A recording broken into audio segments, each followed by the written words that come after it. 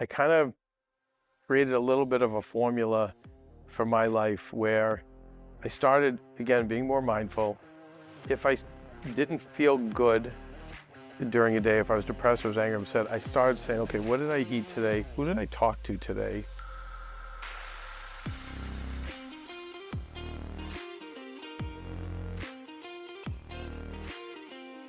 Welcome back to Failure, guys. As we say, the place where failure has found the father, success has many, failure has none. Yeah. Now you got them. And turns out we have a few more fathers than we thought. So I'm very, very lucky to have my co-host Chris back with us as usual. We build it. And I love from last time we talked about, you said something about facing fear. What's the slogan in that? feel fear and do it anyway. Feel fear. Feel the fear, actually. Feel the fear and do it anyway. Yeah. Me too. We had a whole you didn't see our last podcast. There's a special on anxiety, and I grew up with anxiety disease, and we talked a lot about how to cope and how everybody in one way or another faces their own anxieties. But today, we're very, very fortunate. We're joined by someone who has also experienced tremendous success and tremendous failure. But again, like we've seen in so many successful people and people of virtue, as Einstein would say, try not to be a man of success, try to be a man of virtue. So I think we're very lucky to have Keven Undergaro, who's the founder of AfterBuzz TV, with us. And Keven, many of you may know, many of you may not.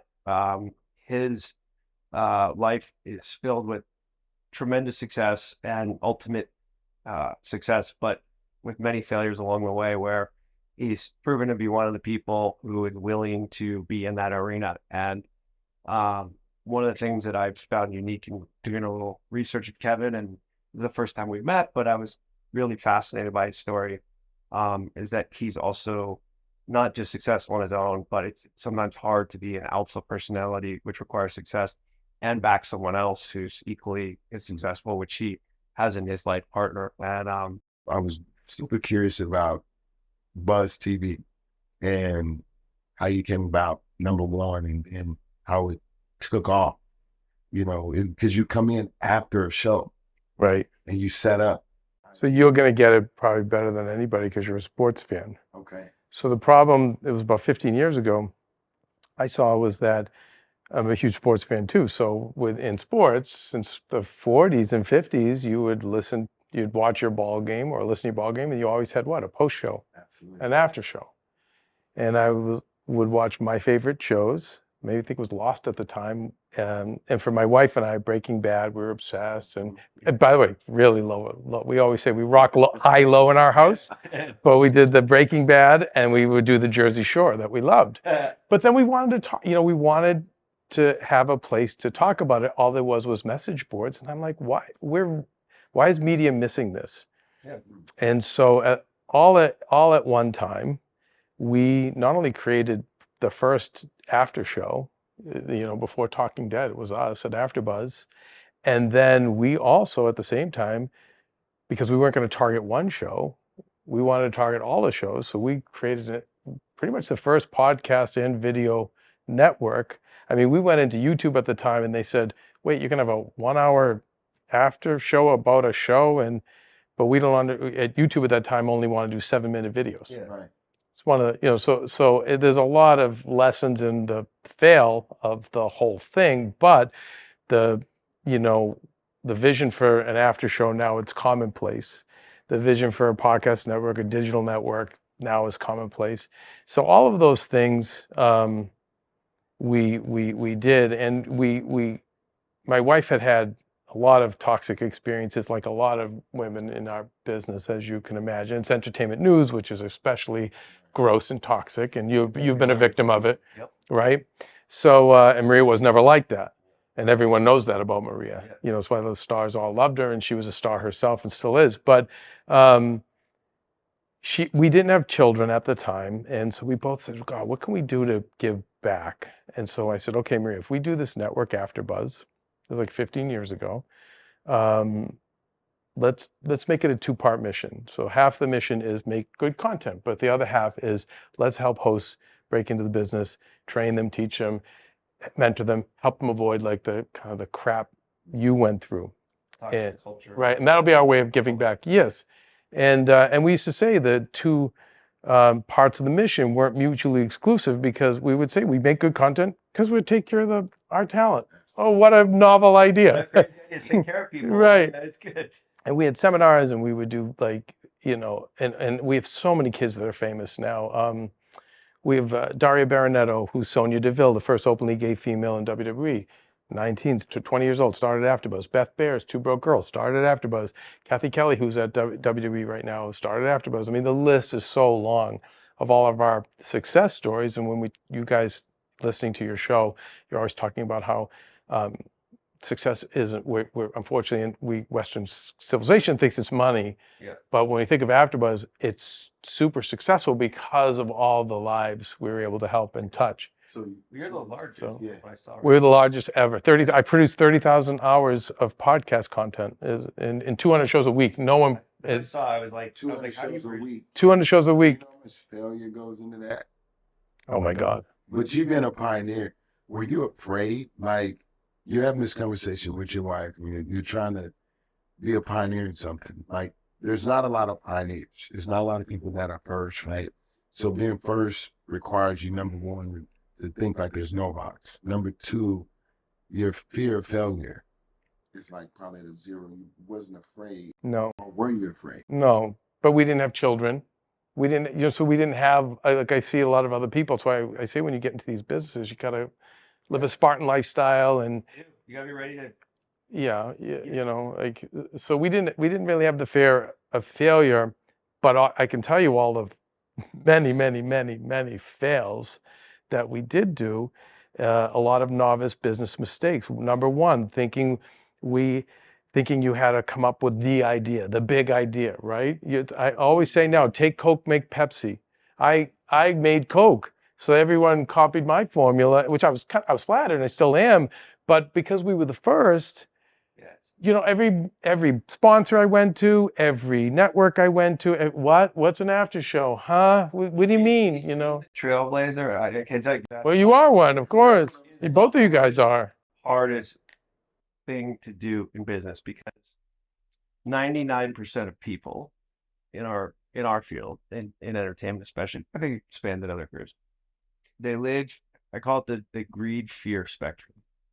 They live between fear and greed. And most of them are paid executives that make a very good living, and all they want to do is not get fired and hopefully get a bigger bonus. And so that's why I call it the fear greed spectrum. For them to say yes to a first could get them fired. Absolutely. So they'll never take the chance to go make a difference. If they go second or third and it doesn't work, like, well, look, they did it over there at Fox, or they did it over there at NBC, so they're not going to get fired. And then the greed spectrum is like but I got to get in on it at some point. Really interesting is when I look at, Marvel, and we talked about Marvel a lot, but I was just on the phone earlier with the guy who actually underwrote Marvel for me. And he was like, he reminded me, pulled out the old book, that we literally had every Marvel movie from the day I pitched this and got laughed out of every banker for a year. Oh, this guy said yes. I had the budget, the name of the movie, and the sequel all the way through up until when it sold to Disney, from before they ever made the first Iron Man. But we got laughed out of every single room. And he was the first one to say yes. And then, of course, by the way, DC Comics, the entire room was no bigger than this. And then once Marvel hit, everybody's like, DC is next. And then, everybody kind of followed. But the funny thing is, literally, it was like, you're doing what? Like, you're going to take these dead comic characters. I mean, they're not dead. They're no different than Spider-Man was, or X-Men before they became movies. I can show you the stats, right? But what I find interesting, I think probably helped you the most, and I'd love to start with, is we always ask on the show, I asked him the first time we did that, is, if you remember your first failure and how it impacted you. One of the things that I, in reading about you, found very fascinating is that you became a success, and then you decided to back your own success, which is the true sign of an entrepreneur. Yep. Fund your own movie, Yes. Make it, Yep. and then lose everything. Lose it all. And which, and I think like True lost it all. Yeah. Bankruptcy the 9 yards. I have it go back to work. Went from being head writer at MTV to construction worker and carnival worker back in East Coast. So that's where I'm most fascinated. Being mocked by people you knew growing up. Oh, look at you, Mr. Big Shot. Now look at you. So how is that like? Could you tell us a little bit about that and like the pie? Because I read like, yeah, you're like running a big part of MTV. Yeah. And you go, okay, I'm gonna go make my own movie. You back it. You obviously believe in it a lot. Yep.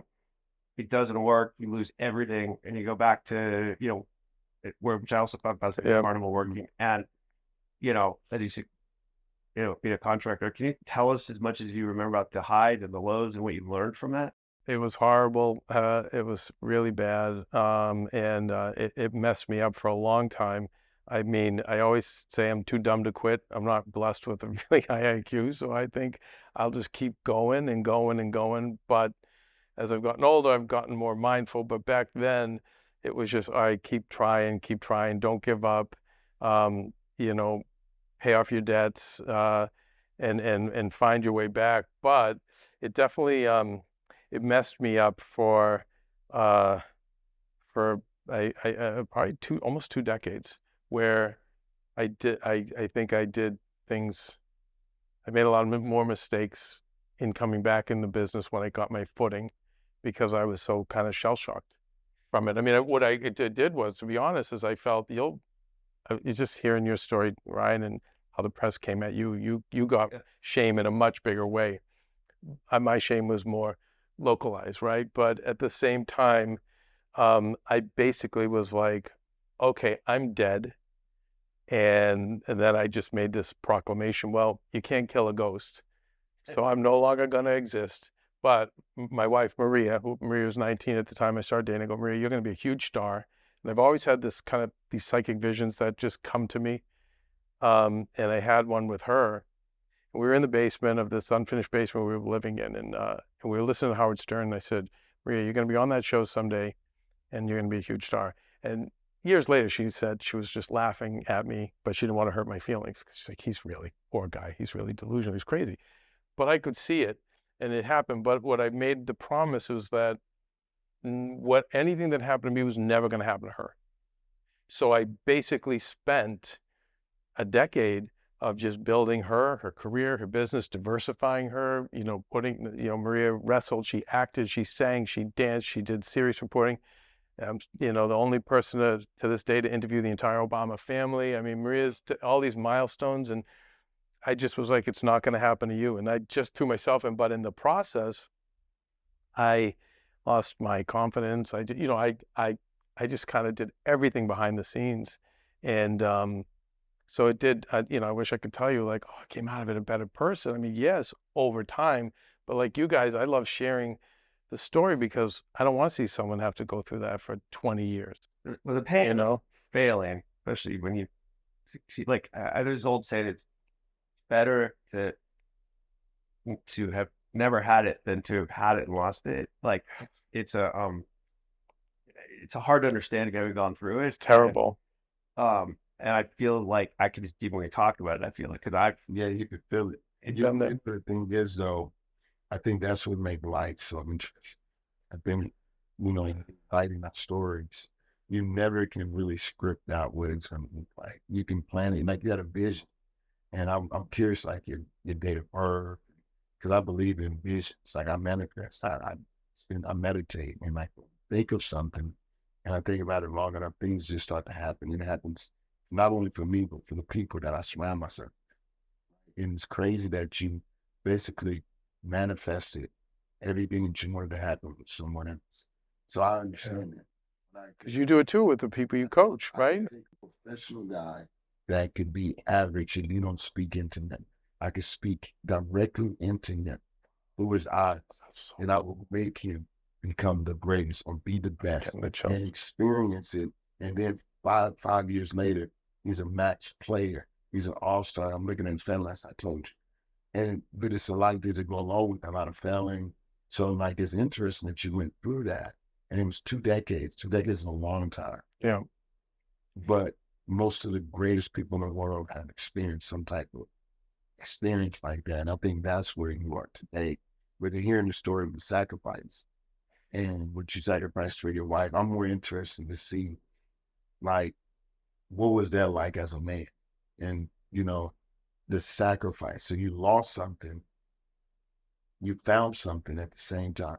Yeah. You lost MTV, Yeah. you lost the movie, Yeah. you had to repay your debt. So you didn't bail on your debt. No. You manned up, you felt shamed, Yeah. but then you found something beautiful. Yes.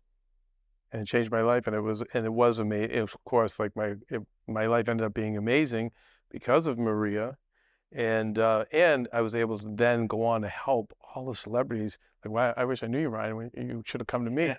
But now you know me. Yeah. But everyone comes to me now quietly behind the scenes as a fixer, as a healer. And just most recently, I'm super proud to announce with Mercedes Monet, aka originally Sasha Banks. Sasha. So Sasha walked out on WWE for something she believed in on live TV, and you don't do that, and especially as a woman, you don't do that. But she did it for a greater good. And then when she walked out, she was like, wait, what do I do now? And so she called Snoop. So Snoop called a mutual friend of ours, Desiree Gruber, and you probably know Desiree. And so Desiree was like, oh, I know someone crazy enough that will know how to help a wrestler. And so Maria and I said, we have a place in Connecticut. We said, just come up to our house in Connecticut and stay with us for a few weeks. It was 2 years ago. And I'm really proud to announce that we just made the biggest, most historic deal in women's wrestling history with her. And now she's with AEW, and she's Mercedes Monet, and she just put her single out. And because of everything I was able to help Maria with and all those skills I developed, it was like a piece of cake with her. You talked about I'll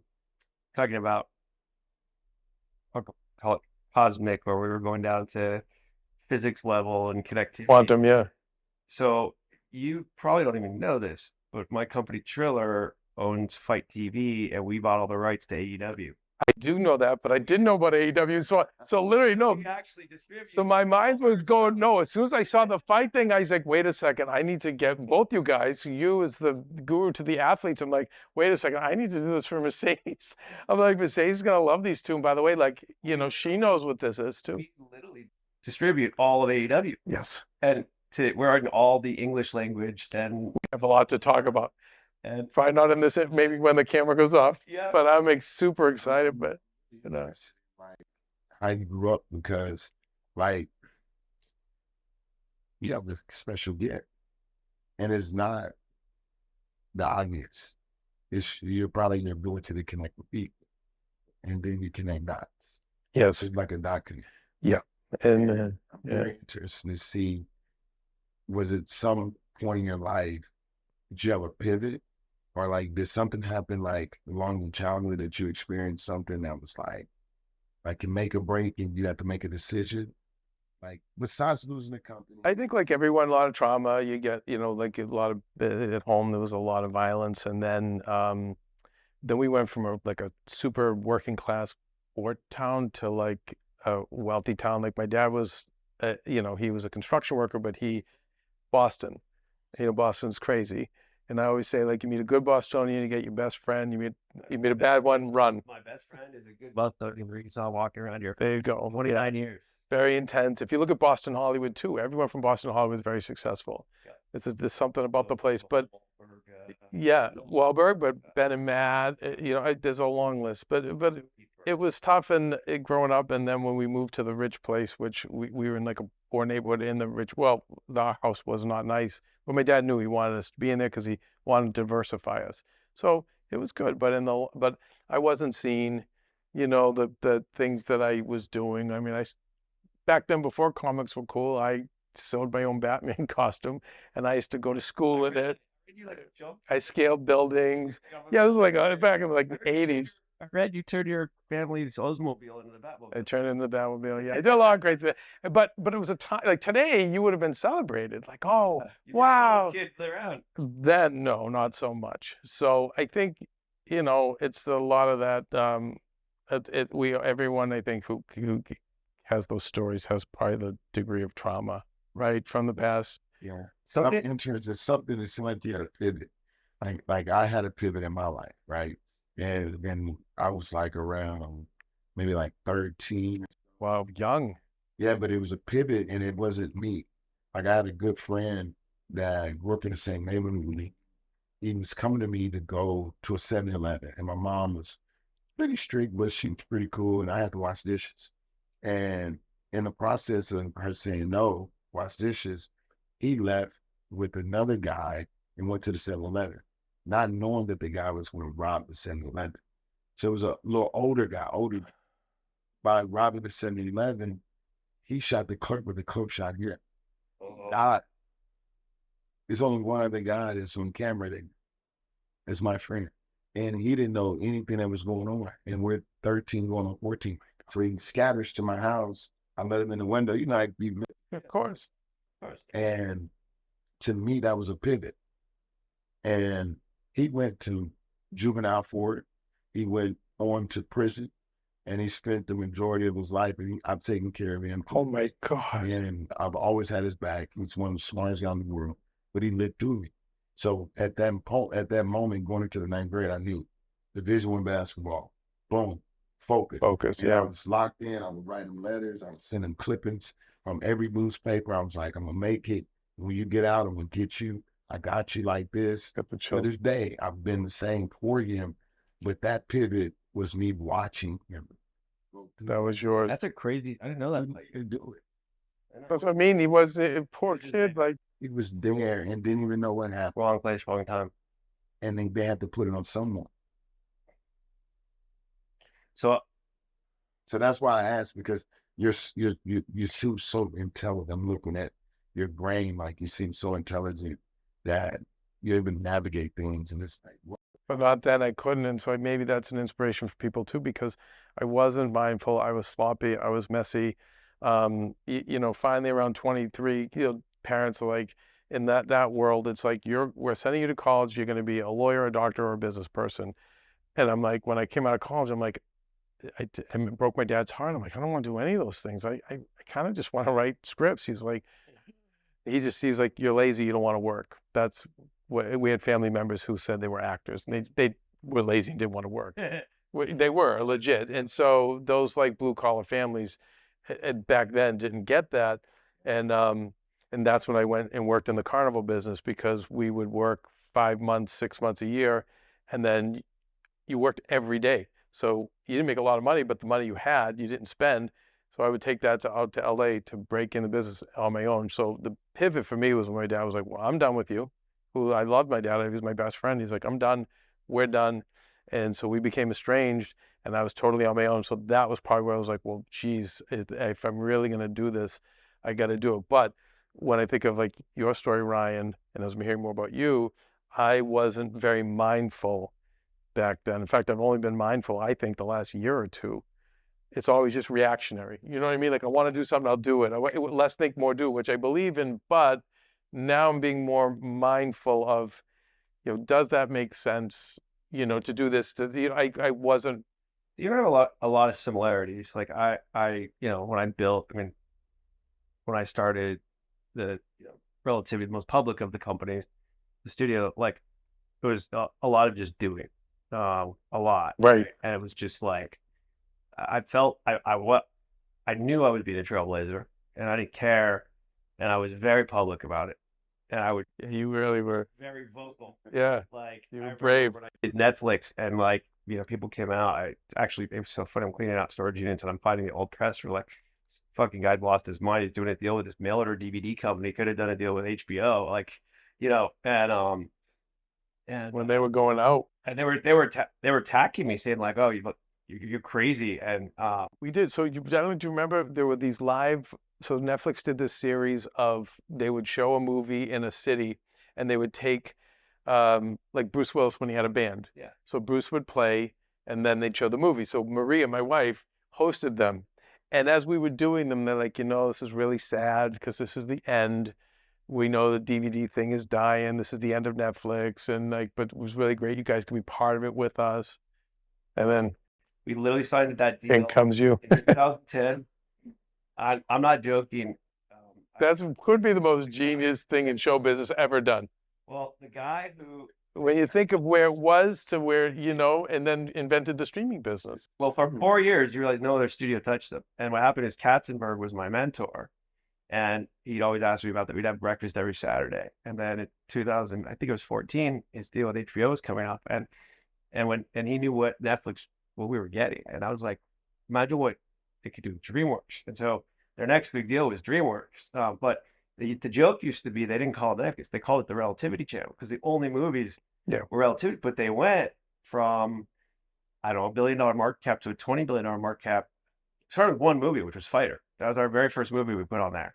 And with Wahlberg and that one movie, and it showed how, like, by the way, do you really need to make any other movie? Fighter is so incredible. Like, you don't really need to make any other movie. When I tell you that story of that movie, but I want to go back to you because something that's so interesting that you said, and it's like been sitting with me, and I'm sitting here, and I think I'm a good reader. Chris and I both read people on the internet once in a while, and I think it's, you said that you failed, and for 20 years, you said you felt like you really, you said a couple decades, you were like timid when you came back in, and you were like, kind of, but then when I hear the other side of what you're saying, which is, you found the love of your life, you found your life partner. Yeah. And you realized, it's like, you look, this person's going to be something very special. And again, not about money, but, success in a way of whatever you define success as, right? And virtue, and making a difference and changing lives and doing it differently. And although you were behind the scenes doing it, like, what I see is that you took the failure you had, you recognized in some, we can call it, whether you want to call it on an atomic level or on a metaphysical level, that this person has something very special, just like Chris does with athletes. And then you took all your failures and you just said it. I wasn't going to let happen.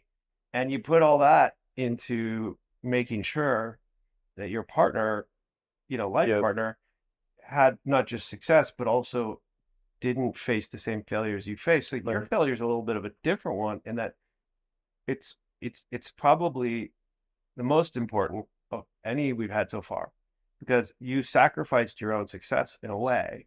Because although you're saying, oh, well, I was timid about it and I wasn't sure of myself, but you were, because you just said, I wasn't going to let it happen to her. So even though you might not have been sure of yourself, you were very sure of yourself. I was very sure, You were going to let it happen. 100%. Yeah, no, I had no doubt about her. Most people come in and go like, okay, well, I failed, and now I know not what I'm not going to do, and I'm going to come right back and do it differently this time.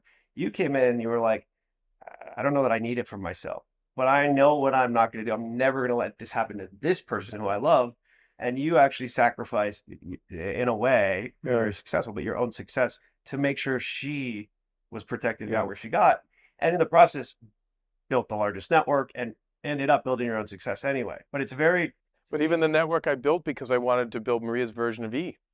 So that's what it was. It was for Maria. I was like, I made Maria the face of the company, but it was to protect her. I'm like, you'll be your own boss. You'll have your own network, so.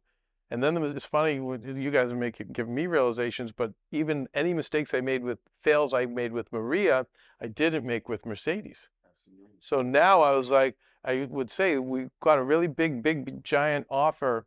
And I said, and everyone was all excited, her lawyer, her agent, UTA, everyone was all excited about this deal. And I said, guys, I've seen this movie before, and it ends in a brain tumor and a pancreatic tumor. That's my wife, Maria, which is like a big deal, but a very toxic environment. And I don't like the language here. And spider sense is way tingling. Yeah. And I was right. And I'm like, but I wouldn't have, years ago, I would have been, sign it. Oh my God, all those zeros. And I was like, no, but through what? Failure. See, when you said it was so funny because you were explaining to me, oh, no, mine was different because I spent decades just like unsure of myself and I was, not ready to come back for it. But then all of a sudden when you talked about where you're like, but I knew I lit up. Yeah. And I knew she was going to be sick, and I was never going to let her get hurt. And I was like, wait a minute. I just saw you going, I didn't fail. What I believe. So I have this, maybe naive vision or view of life that everything kind of happens for a reason, and that we kind of pick our own paths in a way, even if we don't realize we've done it. I agree with that. And as much pain as our paths are, we picked it for some reason, in a way. And I just heard you talk, and in 1 minute, I'm like, he's talking about fail, but it's the exact opposite. Like he met, how many people would love to say, I have the love of my life, and was able to help build them into what they are.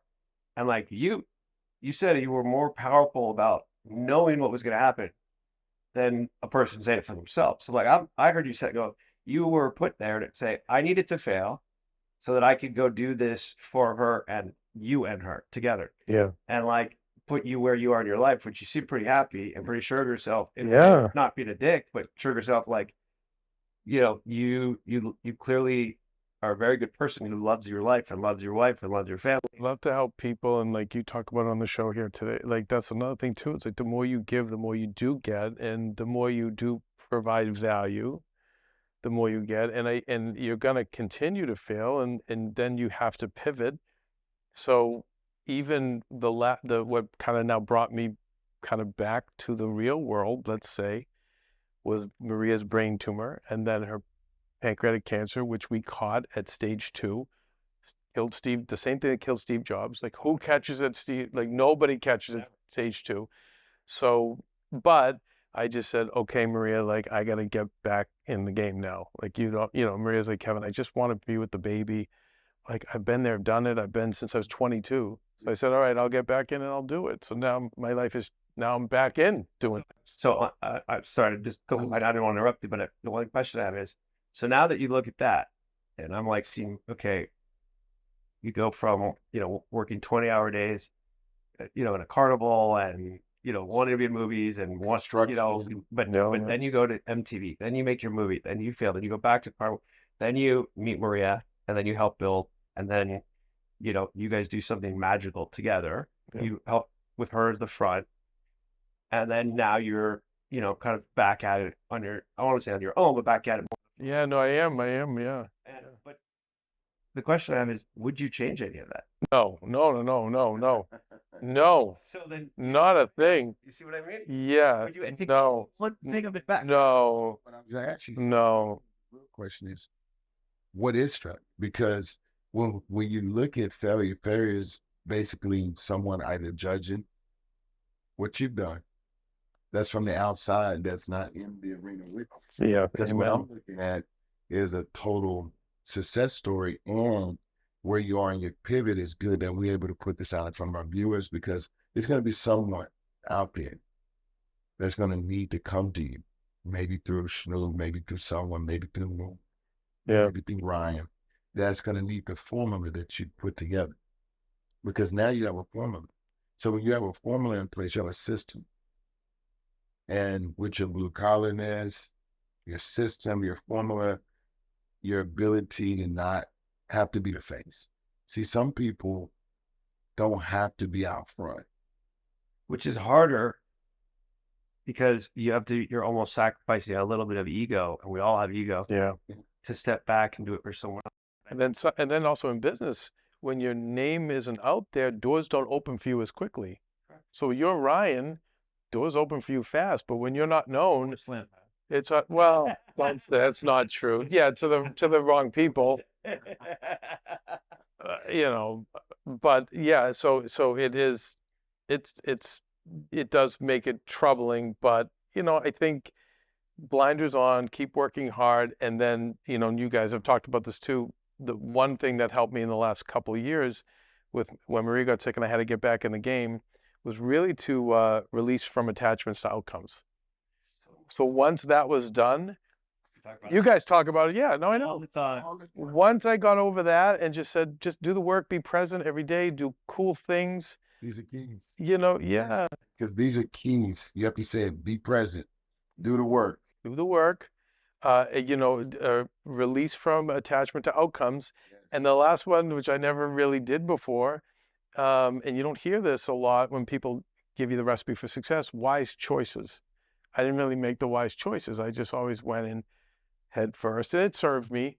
But now you get a little older, I still believe in less think, more do, but just a little bit more mindful.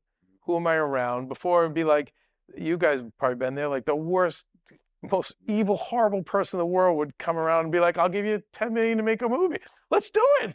And it's, now you go, woo, We talk about the loyalty. It's like, when I look back, the peak of everything, the thing that actually took me down from, I would say took me down in a good way, because I would also never take it back, but took me from running the studio to like bringing, where I was, whatever they were saying, I was the running Hollywood, so to speak, was two people I trusted, because they could help get me so much money, because they could help get me so much access, who were literally planning an ad tu brute, while they were signing the ketubah at my wedding. And yeah, I heard your to story. this day, What a violation. yeah, but you know what? I wouldn't also take it back, because when I look around, and my parents say it to me, they're like, you had a lot of those people around you. You didn't want to hear it, and you couldn't see it, because I was running a million miles an hour. Yep. I always say I was a lot like a, quarterback or a center, where I was like, they just tell me, just get that ball there, and everything else in your life is taken care of. So I had these blinders on. I mean, I didn't know what city I was showing up in. I didn't pack my own bags. I didn't know what time I was waking up. I didn't know where I was eating. I didn't know who was paying my bills. I just knew you got to show up there, whether it's you're closing a deal in India to open a studio, or I'm making a movie that I'm showing up on. I got to make sure this movie's good. Or, when we built the sports agency, where, I got to get Amari's next movie moving, or whatever it is. It was like, and it's the best thing that happened, because now I always say the older I get, the less friends I have. And it's not because I'm old enough that they're dying, but maybe I'd kill some of them if I could.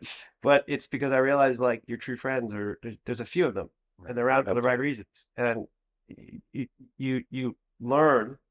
So when you say make wise choices, it's like, it's easy to say, but when you're a kid, you don't know how to make. No, you're running and running and gunning and running and gunning. Know that, like, You're running the wildcat, person, you got someone right? The wild. $10 million for a movie, and he seems like a fine guy. Maybe he's a little bit of a dick, but so what? A lot of people make our movie. Yeah. You can't think that way sometimes until you've gone through it, and you're like, it's not worth the money.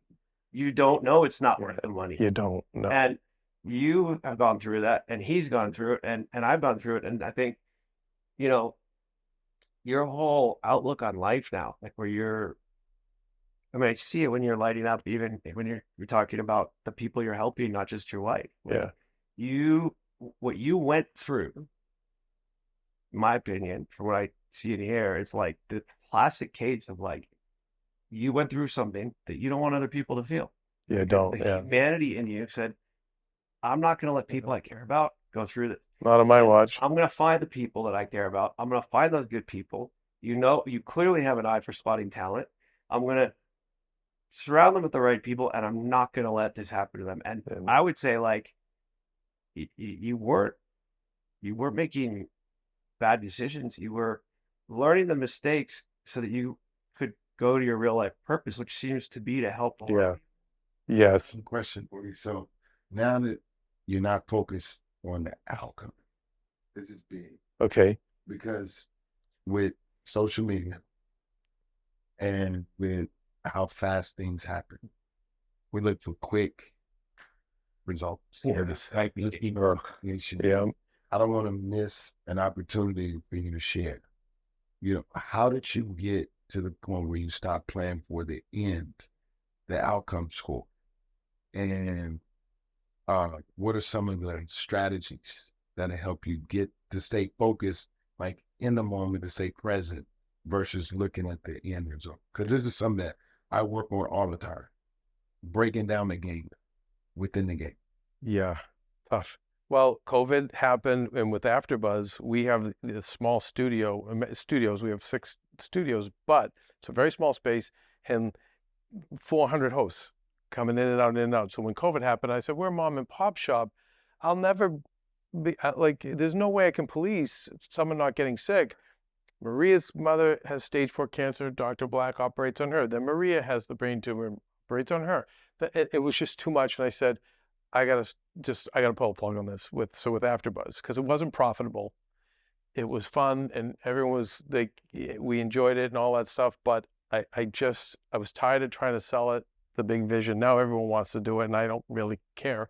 But that was when I decided to just kind of stop it and pause a little bit, and I kind of created a little bit of a formula for my life where I started again being more mindful.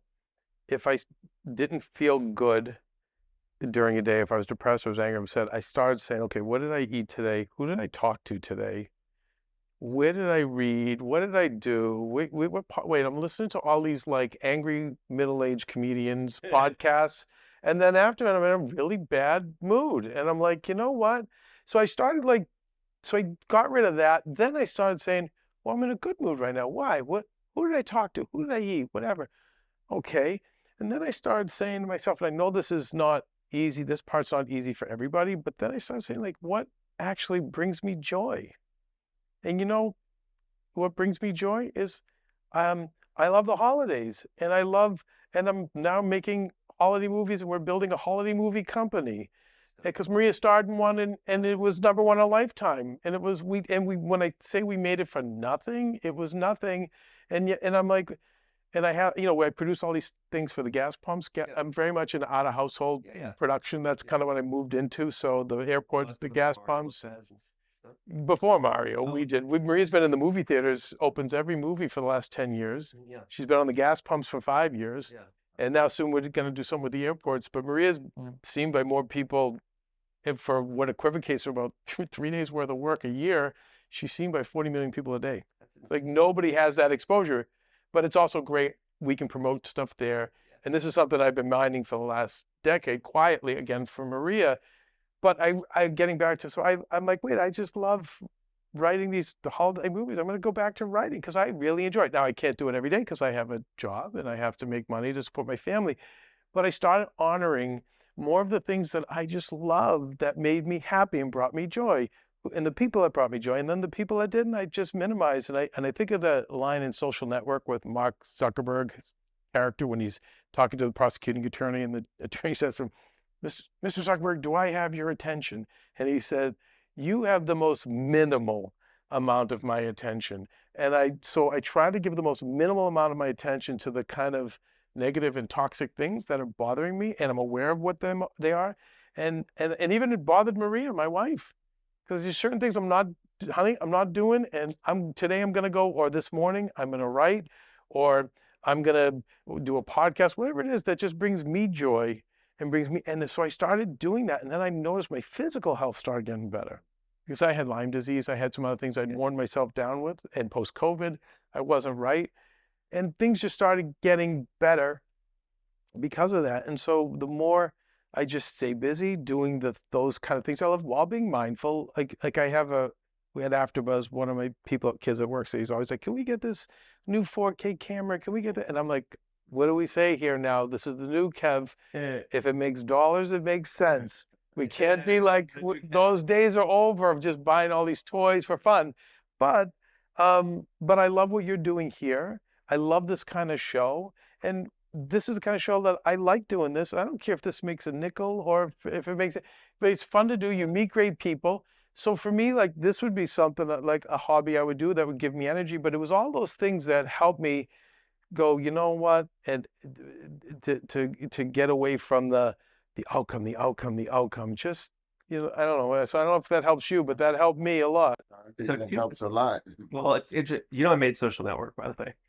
I didn't know that. I knew Fighter but yeah. There's so many things you said that are serendipitous. You said, I'm like, I do believe on a quantum level, but I feel like we talked a little bit about this, but I feel like it's this because both of you have something very similar.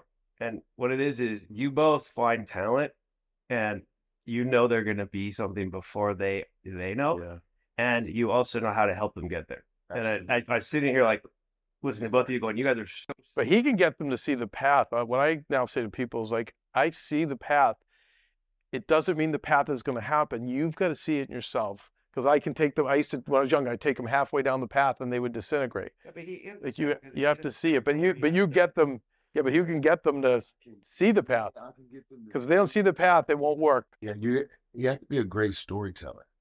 And so for me, like I have this photogenic memory of like the way people walk. Like I know how Ryan walks. I watch you walk in being that. Like I know his voice. So like it's like that's what I was trying to tap in. It's like gifts that I really tapped into, like Rain. That is. Yeah, it is. It's yeah. Information that I'm given. Because a lot of people they say, "Oh, you're the best of this," and I'm like, my real gift is something you really can't see. My real gift, I can go in and work with Ryan on all the movies, and my job can be to inspire or to make people really. Ryan, where's this TV show? Let's go.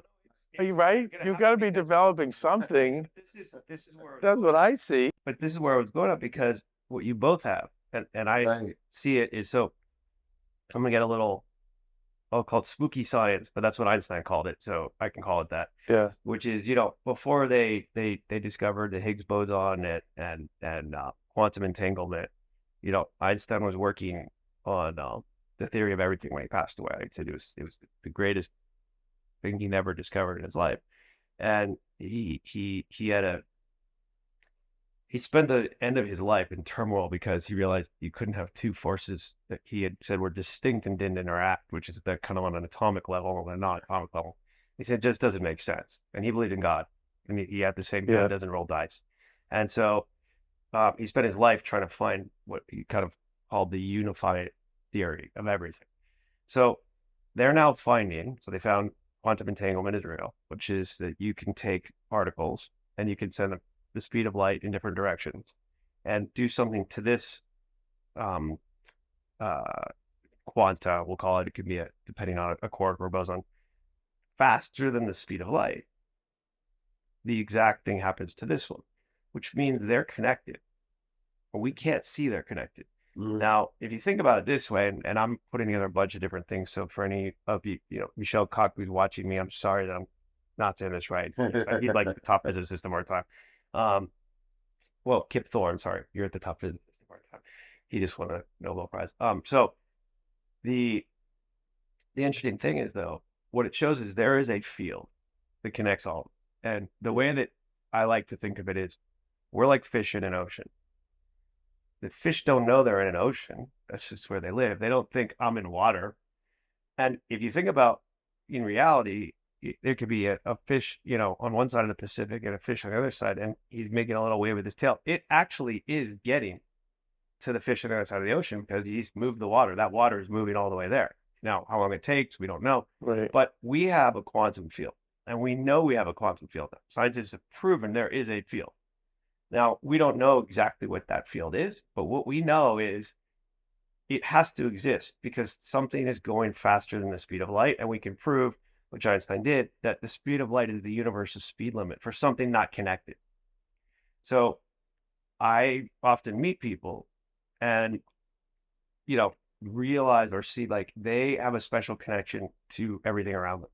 And I don't know if you have deja vu a lot, but it's usually people who have deja vu a lot.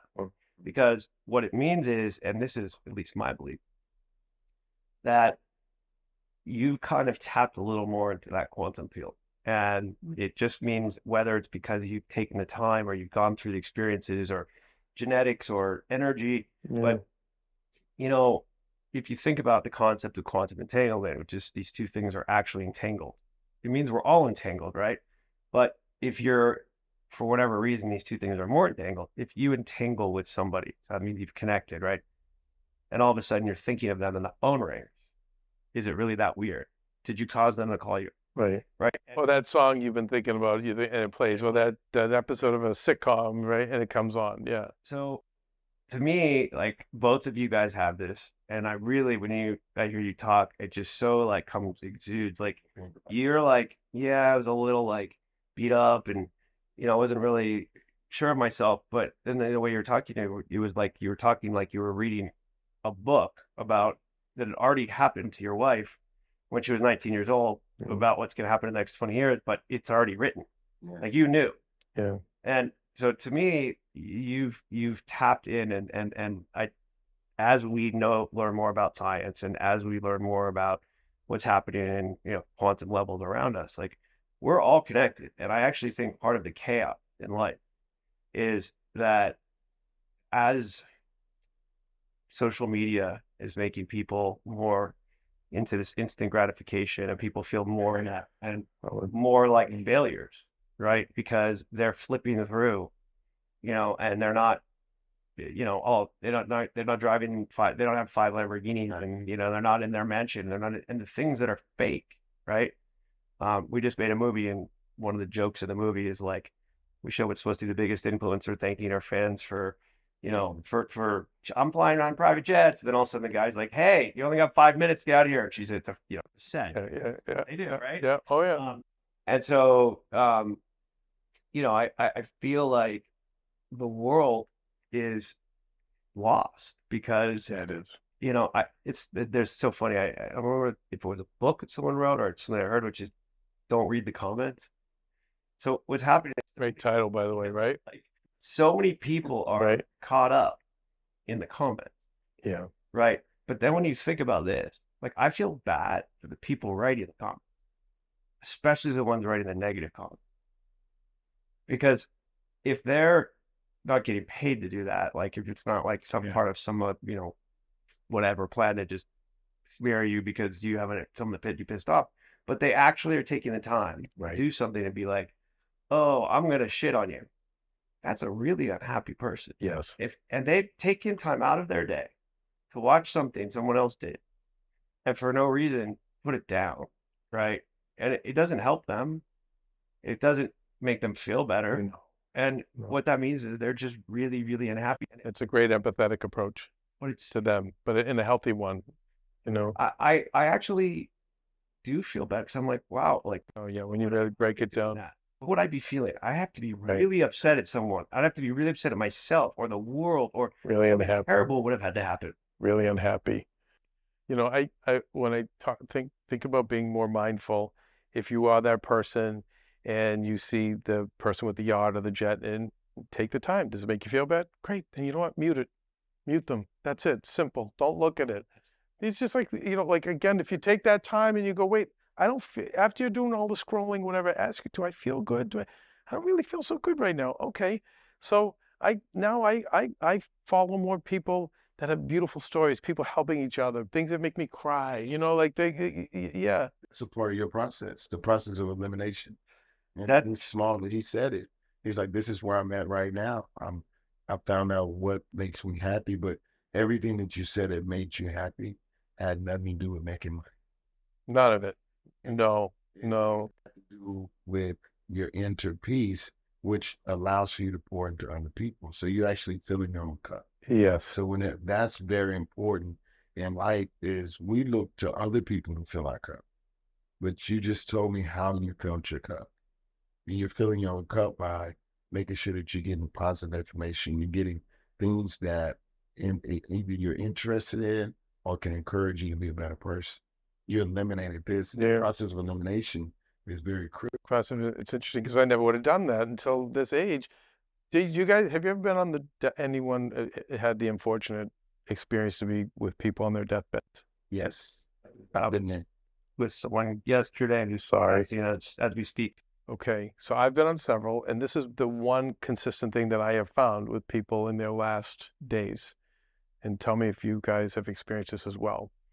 But I've never been, and some of them were very good people, and some were not so good. Some were pretty nasty, you know, capitalist, like just ruthless people. But the one consistent thing was, it was never, none of them ever said, you know what? I went out and made $200 million. I came from nothing and every single one of them wanted to share a story where they helped someone else. My dad, he was a fireman in a construction where he's like, you know, Kev, I saved 10 people. Like, that's amazing, Dad.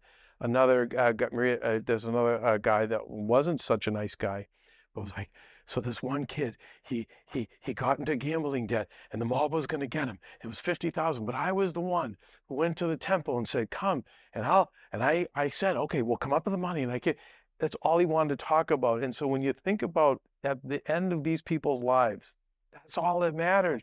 Who they helped, who they touched, who they served.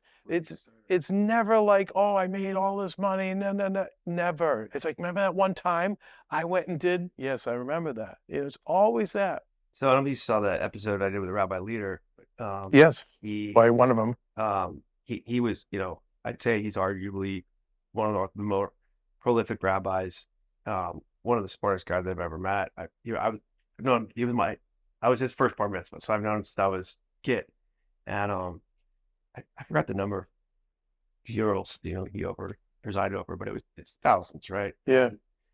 And when I say funerals, but also sitting over people's deathbeds, and he said exactly what you said. He said, I've been with the wealthiest, and I've been with the poorest, and I've been with as they're dying. He said one thing that not one of them ever said is, I wish that I worked harder, or I wish that I made more money. Yeah. He said, and you know what? Pretty much every one of them said, I wish I spent more time with my family. Yeah. I wish I spent more time helping people. I wish I spent more time, telling people I love them. And it's pretty amazing, because here's a guy who literally has said, if you look at his congregation, it's, all of Hollywood and all the business people and all the, when you put it in that perspective, and that's why I think Einstein was so amazing when he said, try not to be a man of success, but try to be a man of, I forgot if he used the word virtue or value, but it's one and the same, but it's not one and the same. I like value even better than virtue, because virtue, it's tough. And we should all be empathetic to everyone. Everyone's going to make mistakes, but I think value is something we can all provide. Might have said value. I bet you he did. But that was always to me such a, like, you think about it, because we're taught, especially in Western culture, especially in the United States, I was listening to my parents, you're going to go to law school, you're going to go to business school, you're going to go be a doctor, right? Like, I did the same exact thing as you, like, that's what you do. And that's what my friends did. And that's, my high school I went to, where I would, we talked about this, you're judged a lot by like what you have and who your families are. And, that's when I was, it's only worse now. Right. And, I think it's a really, really, really tough place right now, because social media has sped up this notion. It used to be, you had books like The Millionaire Next Door. I don't remember that book. Mm-hmm. Such a good book about all these people who nobody knew were millionaires. They were next door quiet, but you don't have that anymore. No. Right? There's nothing's hidden, and even the people who are trying to do good and have money, they still get written about. Yeah. And it's just, I don't know. I think you really are doing God's work, and in a way, whatever God you believe in. Yeah. But you are, because you're helping people, and that became your life mission. But your failure early on, It was all a failure. Yeah. So what's next? So because you came out of, seemed like, an early retirement. We do this all the time with athletes. So don't think it's a good thing, because athletes retire traditionally around 37, 38. And then some guys are like Braun, which he could play forever, right? Right. Yeah. He's just special. He's the hard work, all of that good stuff. But like, what's next for you? Like, what's your next pivot?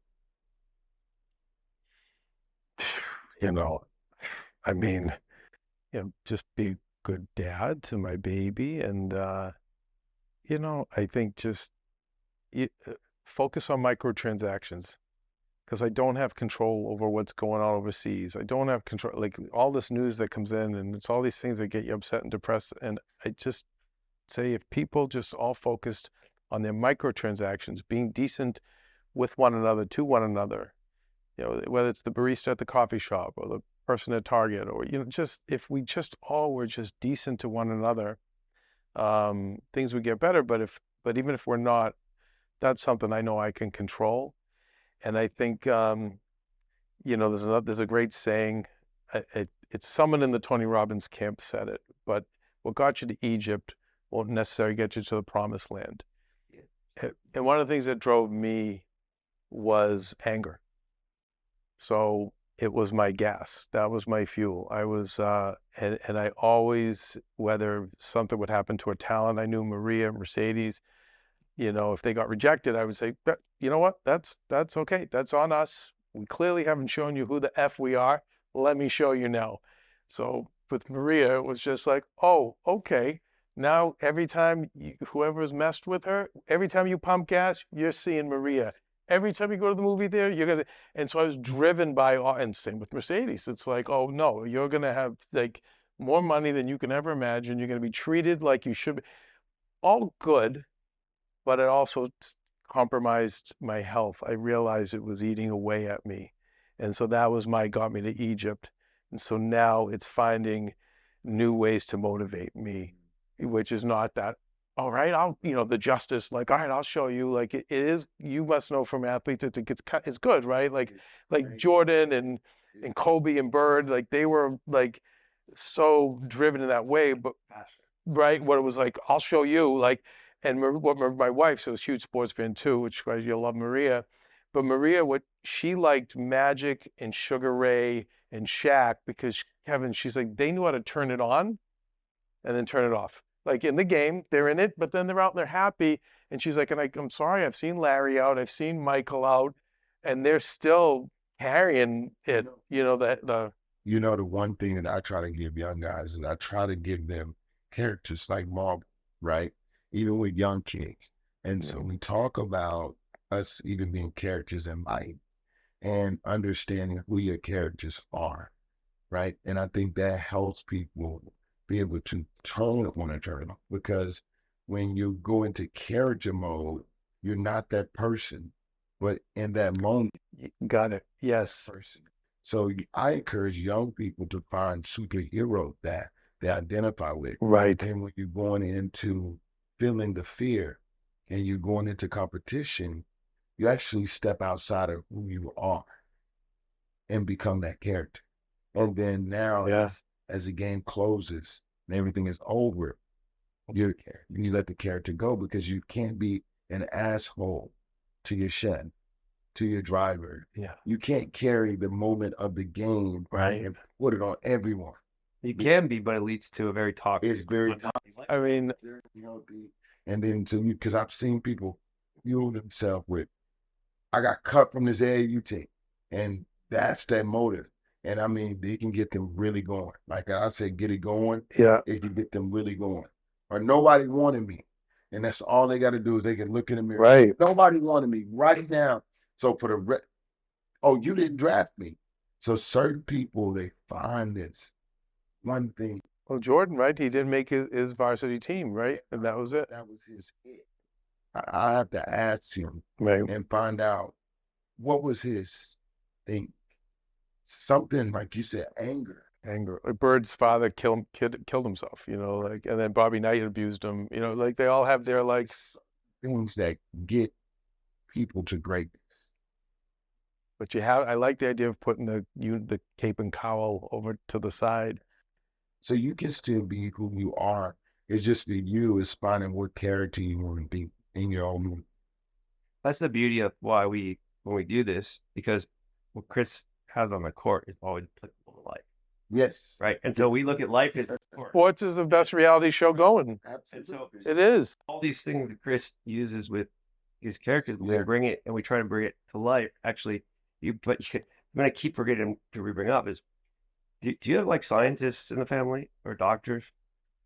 No, they're all like, they're confused by me. My mother literally said to me, I think it was like a year ago, she goes, remember when you first went to Hollywood, you were an extra on General Hospital? It was like a day thing. I'm like, yeah, would you ever do that again? Yeah. I'm like, no, Mom, I don't think so. Yeah, they have God love them. They have no clue.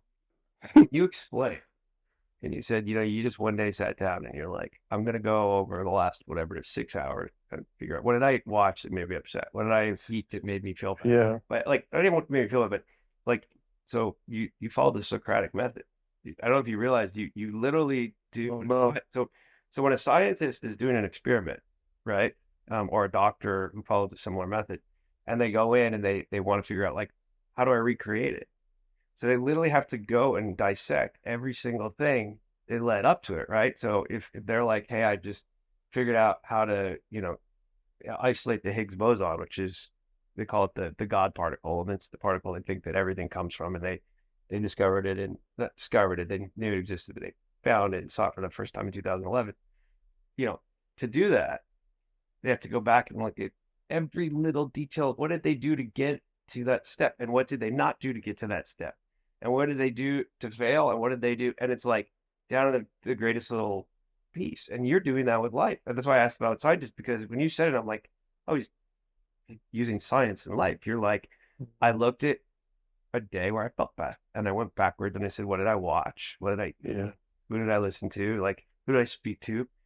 And then kind of you adjust like you would in an experiment, the variables you put into the experiment to say, okay, well, that didn't find me the Higgs boson. That made me feel unhappy. So let me take out what I ate. Did that work? No, I still feel unhappy. Let me take out that podcast I listened to. Yeah. Oh, wait, I feel better now.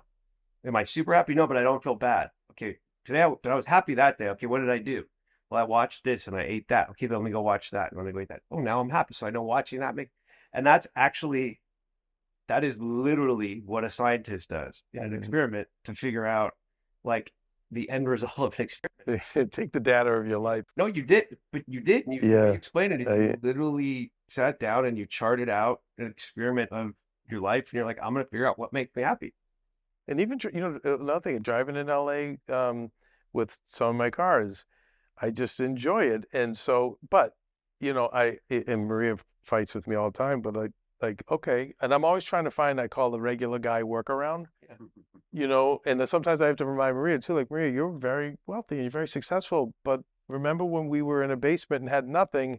I'm always trying to find that, whether it's you could take a bath with Epsom salt, but even my cars, I don't have, you kind of you laugh at my car collection.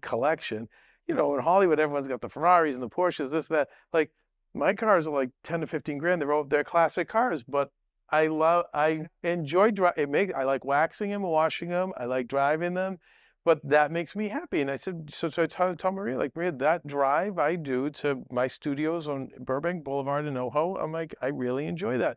So guess what?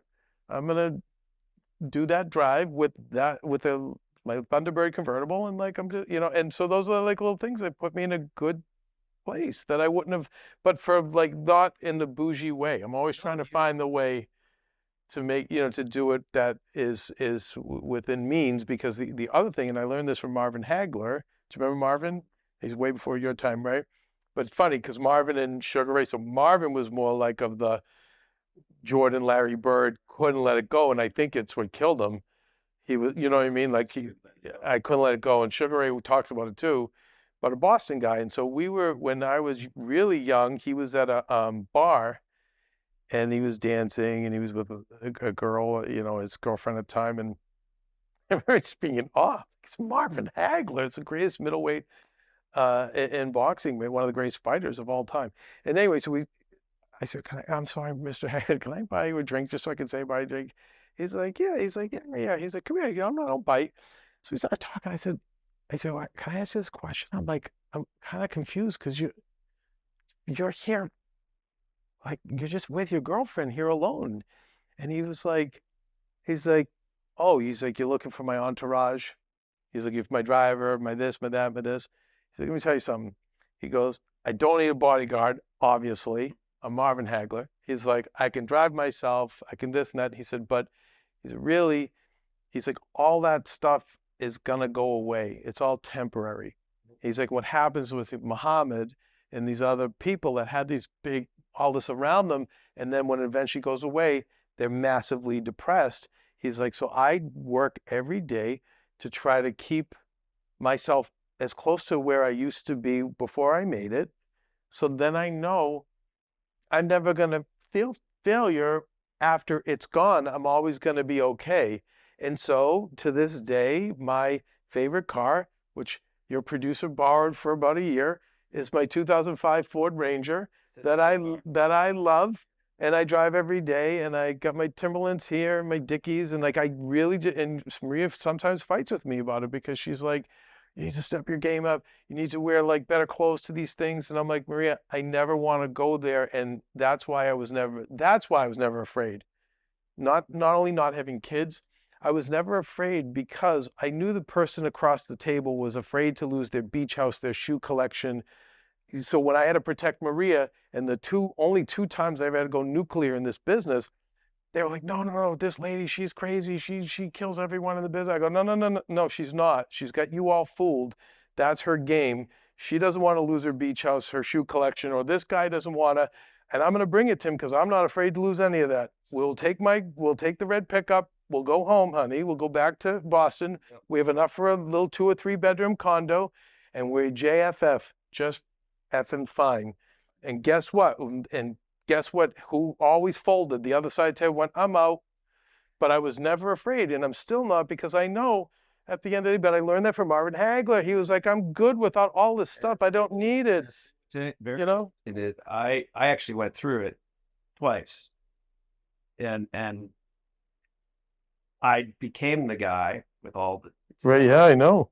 and learned not just that I'm not scared to not have it, but that stuff actually keeps you from having it in a certain way. And so it's interesting. I launched a hedge fund when I was 20 years old. I can't believe your story. Really what? I can't believe your story. Like I would think, I mean, I didn't wake up until I was like 34 to start like taking, you know. I honestly didn't wake up till I was in my 40s, and I'll explain why. But what I mean by that, but when I was 20, I launched the hedge fund. I left Dean Witter and launched the hedge fund, and I had the who's who in the business. Yeah, my investors from Kirk Kerkorian to Sumner to Wow. Michael J. Fox, to Jerry Bruckheimer, to Brian Grazer, to Jake Bloom, you name it, they were my investors. And I was doing private equity and derivatives trading. And I did everything that a 22-year-old with too much money would do. Bought it. Still remember walking in and buying my Ferrari 360 Modena. I bought a 3-story modern house in the hills. I hate modern houses, by the way. You don't know what you like in 22, but I fucking will I hate them too. in a modern They're so depressing. I know. Yeah. The most modern you ever could buy. Not just modern, it was what I call Asian modern. So it was even simplicity modern. Big, open, empty. Yeah. Open, 3-story, a tennis court, a basketball court, a pool the size of, whatever. And the market crashed in 2001, and I had to shut my hedge fund down. And I literally went from like that, because I put everything I had back into my business.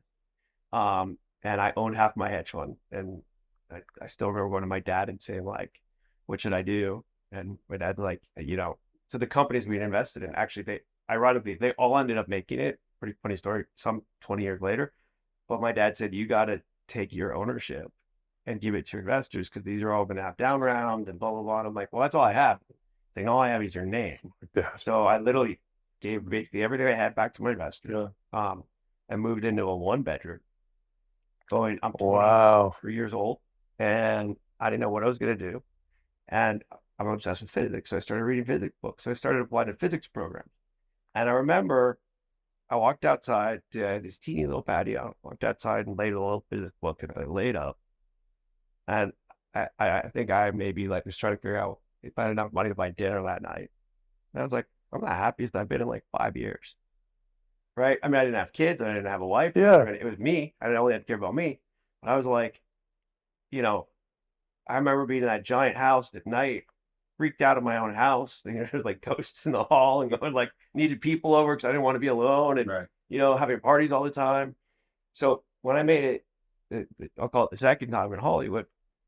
I remember my business manager at the time, he passed away, Bob Philpott, who was the salt of the earth. He had said to me, I wish all my college was easy to do, because I remember I said to him, when I started to make a little bit of money, I knew I wanted to be on the beach. I rented a beach house for, I think a lot of people think it's a lot of money, but not a ridiculous amount of money. Like, it was a 2,800 square foot beach house. That was my full-time house. I had 1 car. And I'm like, I told him, that's all I need. And he was like, I go, why do I need to deal with anything else? This is like for me perfect. And he was like, I wish every one of my clients would you know would do that, and would understand that. And to me, I did end up just without even meaning to buying things like, oh, I bought a house in Hawaii, and I got married, and my wife wanted a bigger house in Point Doom, and which I understand, like, we had Yeah, a yeah. family, and oh, I was traveling 280 days a year, so it was easy I needed to buy a plane and blah blah blah blah blah. And I woke up and I had all this stuff that when I kind of had to stop doing what I was doing. The problem for me wasn't that I was scared to lose all of it. I was like, what the fuck do I do with it? It's a lot of energy. And it's a lot of money and Yes. time. And when Yeah. someone else But it's weight, all of that is weight. unloading all of it, I was like, Start feeling good, right? and I went to, so I bought a little property, and I rebuilt it. It was just me and my son at the time. And he's 8 now, and I have a 3-year-old now too. But at the time, 3-year-old wasn't born. He was like 4. And I bought this house, and I was like, I'm gonna gut it and do a 3-story Bel Air. And my wife and I just moved out of 14,000 square foot house in Brownwood, and I thought, am I doing that? No. So I kept the footprint of the house. They've all been at. It's, I don't know, it's under 5,000 square feet. It's a 1-story. I'm like, I want every room to be where we can hear each other. That's what makes me happy. I want my beach house back. So And I made it exactly how I love it. So I, went a little over the top with I wanted the red marble and I wanted this, but you don't want, it's not a big house. It's not a flashy house. I went down to, I like cars, but I like the cars that I like to collect for fun, right? Right. And getting rid of all that stuff and going down to I'm the happiest I've ever been. So when I say I figured it out at 40, what I figured out is what matters to me is my kids. First of all, all I care about is I need to be home for dinner with my kids. Like, you can't, there's nothing you can offer me. Vin Diesel has a great quote. He said, when we were having our baby, he told Maria, he said, listen, nothing's real. Nothing in the world anymore is real. News isn't real. Instagram, we were talking earlier, right? No one's life is real. He's like, the only thing that's real are your kids. He's like, you gotta have kids. He's like, because it's the only thing that's real. And I thought that was powerful. So that's when I realized, what do I care about? What actually am I scared of is just making sure my kids are okay. And obviously the people I love, my parents, my best friend, my family, Yeah. making sure my kids are okay. And that's where I say, when I actually figured it out, I was 40 years old. I, was like, wait, something about 20 years ahead of me. And I'm like, but that it's figuring it out is a thing, because what you learn is from what I was just listening to, the power of letting go. Yes. And then it's the biggest thing. Structuring. Yeah. So yeah. There's a lot of power in both of those stories, because when you learn how to let go, you can finally move forward. And so a lot of people confuse motion with progression. My grandfather talked about it. I'm from Texas, so in the country area, we sit on the porch. We call them porches. Yeah, of course. Sit in rocking chairs. And a rocking chair, you can push it to the limit, but it only goes back and forth, but it doesn't go anywhere. Right. So a lot of times in people's life, they confuse motion. Can you expand on this? Because I love this, where you're going with this. Motion versus progression. Because in our life, we wake up every day and we go through this character of motion, but we really go nowhere. Yes. Like a rocking chair. Like a rocking Move it up this way. Move back. Reactive, chase that, just right. Yes. So even business is the same thing. Look at me. In sports, we show up to the gym and the mom says, Coach, why is my son not in the game? I drop him off at the gym every day he practices. But she doesn't know that he's just going through the motion. Right. So he's never got any better just because he keeps showing up. Right. So people go through life going through the motion. Right. But never putting one foot in front of another. And progression is very slow movement. It takes 20 years. It We takes say until you're 40. 1 foot instead of it. Just get one. Well, we say just put 1 foot in front of the other. That's it. And you know, it takes until you're 40. It takes 45 to start, right?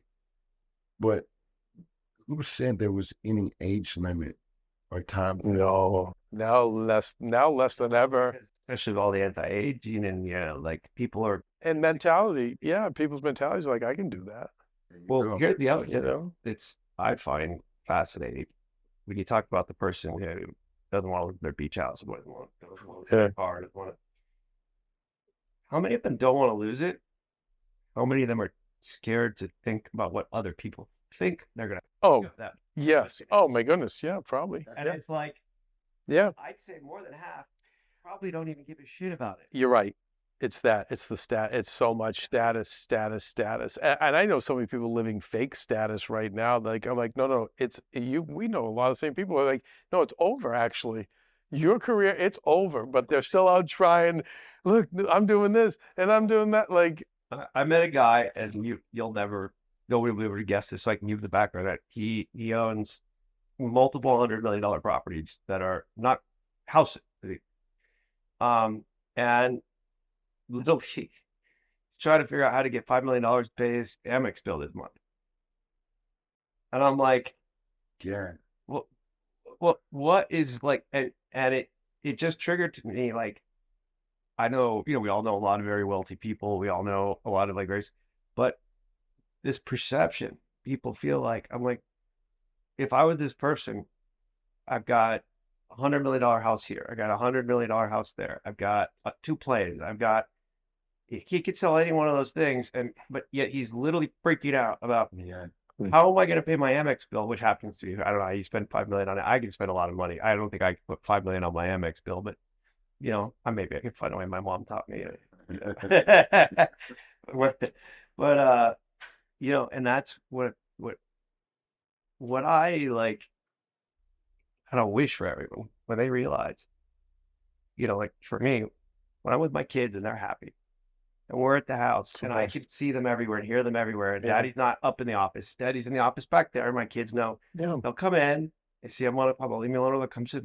It's so important for them to see you have a work ethic because you're not going to get anywhere in life without work. That's how you're going to get value. But we have this and this is one of my favorite stories. So my son, about a year ago, when he was about 7, started talking about billionaires.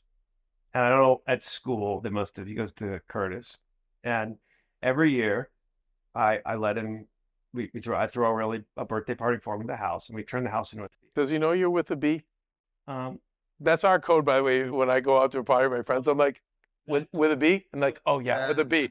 With a B? No, multiple M's. I know, I've done it with Natasha. So what's really funny is he was 7 at the time, and we don't really talk about money. And he goes to Curtis, which is, whatever. And we know. Every year, so you picked one year a Marvel birthday. So I had all the Marvel cast come, and we always do these great parties. I do them for the adults and the kids, and make sure both have fun. And then he wanted Star Wars one year, and then we did a whole ninja thing. And last year, about right through the year, he said, "I know what I want for the theme." What do you want? He said, "Billionaire." Swear to God. And he's, like I said, we don't live in a giant house. We live in. I've gone, we go to his friends' houses, and I'm like, what? It's kind of funny. And I'm like, so, buddy, what do billionaires look like? And he literally says, well, I think you are one, or were one, or something. And someone obviously said something to him. And I'm like, what do they look like? Like, when you want billionaires, he goes, like Elon Musk, I want him in my party. I'm like, what makes, let's say we can't have Elon Musk. What does a billionaire mean? Like, you want billionaires at your party? And he didn't understand why. This is part of why when I started doing the show, I'm like, and it's flipping through YouTube, it's being on TV. So we had this talk. We had to talk about money, actually. And I said, so if you were a billionaire, what would you do? It's like, I'd buy, points to the one house, it's called the one, and we live by it. He's like, I'd probably buy that house and 100 Lamborghinis. And he says, what would you buy? He said, exactly what we have. He said, because I'm like, and people love to come to our house because it's very open and warm. And, like I said, it's not big. And I said, I wouldn't get anything different than what we have. And he like stopped and he thought, and he like, it put him in a tailspin. Like, wow, I'm supposed to say I want all these Lamborghinis and that giant house, but like, I'm like, would you really want to move out of your room and move out of our house? And like, think about if we were during COVID, I rented a fairly large house in Bel Air for an office because he couldn't have office space. So I'm like, would you want to live in like that house? You were scared to go in the other room, like because he'd come visit me in the office, right? And he's like, no, right? So, and it just kind of like, I saw his 8-year-old brain going, Starting to realize. trying to figure out, like, wow, okay. But the fact that at 8, that's what kids are thinking. He went from marble to billionaire. And I'm like, yeah. And we don't talk about money now. I feel like, for young people, it's the other thing is having things to look forward to. When we were in Van Nuys, our first house, very modest house Maria and I got, and we had these wonderful neighbors, Margie and Al, and they saw, I was like, oh, I'm turning the garage into this, and I'm doing that, and then I'm going to put like a hot tub over here, and did it. And she shook her head, and I said, oh, Margie, what, they were like our parents, and she said, me and Al, we worry about you two kids because we think you're getting too many things too fast, and just, why don't you spend a little less and leave some things for later? And that always stuck with me. And so I'm going to jump around, but you guys probably saw Quiet on the Set on HBO, and you think of young people who had it all then. Yeah. And now it's very difficult for them. And so I'm always saying that, guys, later, everything to look forward to later. I'd rather have it ahead of me. Like, I feel like it's all ahead of me. Whereas I'm so glad it didn't go how I wanted it to go, because I would have had it all behind me, and I would have squandered it. Who golly knows what I would have done with it. But I think it's more inspiring to have things to look forward to and have ahead of you than to have it, So that's exactly what I've been trying to instill now he's now 8. He doesn't talk about billionaires anymore, but his mother, who grew up basically on a farm in South Africa, my ex-wife is my best friend, came to, we need to like not buy anything anymore. He has too much stuff, and he's not. What does he love? What's he love to do? So he is absolutely, hands down, the most obsessed with Elvis Presley you've ever met. So now he's found his passion for that time. So what he's done, for a whole different money story, love this. That is, I'm going to show you something you're going to want. Are you going to get him with Elvis's granddaughter? You must know her. She's an amazing actress. I do. And hasn't she taken over Graceland? So Let's go. Graceland in 3 weeks.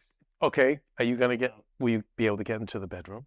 We're staying in the bedroom. There's only has that changed? Isn't it like only under 10 people have been in Elvis's bedroom? Yeah.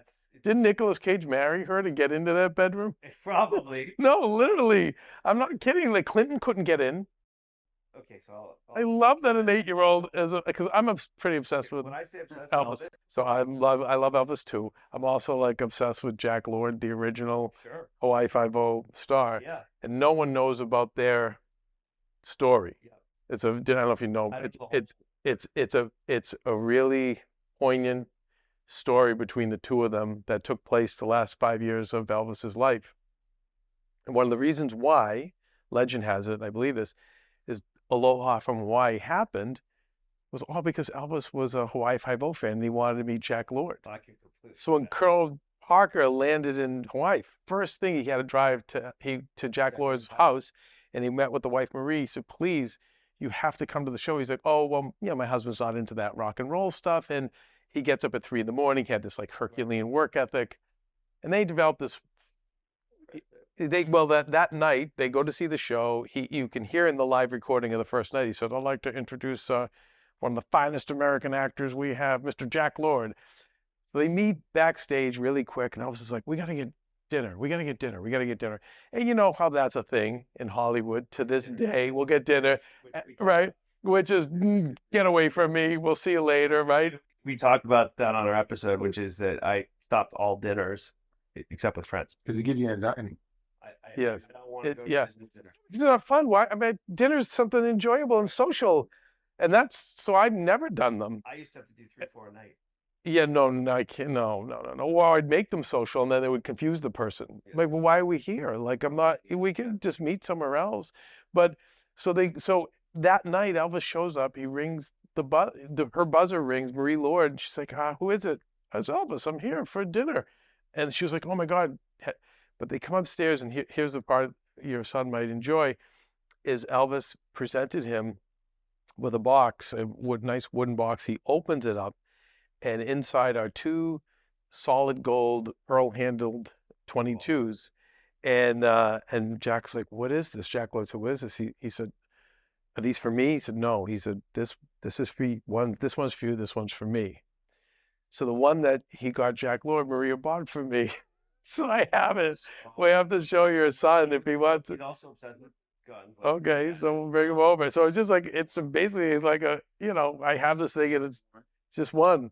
Just I don't know. And he gave one to Sammy Davis, and then that also got sold. Maria's bidding with these people in Germany about 20 years ago. Yeah, she's like, what am I even doing? My husband's insane. I also got Jack Lloyd's suit, by the way. So Like, what's crazy? but I want your son to see the gun. I don't know. Believe it comes back to like the universe that we create. So when I said, so my son saw the Baz Luhrmann Elvis, and after that time, just couldn't. He only about that. Were you part of that movie? No, Just I thought, what a beautiful depiction. Finally, I thought it was really nice. we've probably watched it 150 times with no exaggeration. Like the argument is, no, we're not watching Elvis tonight, but he bought 5 suits on his own now, 3-piece, all exactly Elvis's. Blue suede shoes, the leather pants that you saw, the glasses, the tie. So when we have free, he has free, they wear uniforms, free dress day, Curtis. Everybody else wears their jersey, he puts. Is he more rockabilly Elvis He is, or 60s? I'd say he's more 60s Elvis. Yeah. He's much more like, He's got the black suit, the blue glasses. yeah. And he also, so Elvis was obviously a natural blonde. Yeah, and the jet black. I mean, he actually looked, which is even weirder because I look back at older pictures of Elvis, like they could be related. And so Tommy blow dries his hair now. I mean, his hair is Elvis. Yeah, his lips are very similar. He's got thank God he looks like his mom. And Stop it. she was still as one of the most beautiful women in the world. So he got her but he literally just, so he comes home from school. I have mics because I grew up as a musician. He grabs my mics. He tells Alexa to put on an Elvis song. He sings it. So I'm putting him in dance classes now, and that's all he can think about. I love So it. the crazy thing is, my other son, who goes to Worship Temple School, they had this like auction randomly, and they're like at one of the galas, and then one of the families controls like the Graceland estate. Like we're auctioning off 2-night stay at Graceland, and you get to be in Elvis's bedroom. I'm like, wait, what? For 2 people? I'm like, can I just hold my hand up? I don't care what it costs. No. Oh my God. Guess what, Tommy? Number 1 most visited place in the United And States. so when I told him, he's like, stop it, Dad, stop it. It can't be true. Like and then he was like, he can't wait to meet. He wanted to meet Priscilla, which we're arranging, and it's all he like. I'm sure she would be great. Yeah. Yeah. She would love to meet you. I'm sure. I mean, I know her not well, but I've had dinner with her a few times. But that's what he's into. It's Elvis Presley, everything. He spends his time researching what suit to get. So that's what my point is. I always try to get to even people who have addiction. I was like, okay, stop. Just what do they love? And sometimes the parents will answer with the wrong answers because they're thinking about money or what's a career. I go, no. Just what do they love? And okay, even if it's video games, okay, all right, video games, all right, great. So there's development video games, there's writing video games, there's even people who love sports. I'm always saying to them, like, dream doesn't have to end. You're a Division III athlete, you didn't make it. There's so much money in sports marketing, sports management, sports administration. sports medicine, now with the gambling, fantasies. So fantasy leagues, but I always try to like target to get people away from materialism. So he in his heart he loves Elvis. Great, let's do it. It's and I actually used this was the best growth thing ever. So he's doing really well in school except for music, which is shocking. And a music teacher texted me saying he wasn't listening, and he's a really good kid, like really, really just sweetest kid in the world. I get more calls from parents saying thank you because he stands up to school bullies, like even for kids he doesn't know. And so they said he got like he and one other kid were messing around and he wouldn't listen to her. And I'm like, that's just not like him. So I went in to meet with her teacher day after I met with the parents. And I asked him, I was like, he's like, they did a multicultural concert. So all the songs were in different languages, which is hard for an 8-year-old. Yeah. Like, and the dances are all, not, he just didn't really understand. So I went and I told her, I showed her these videos of him dancing that I just showed you.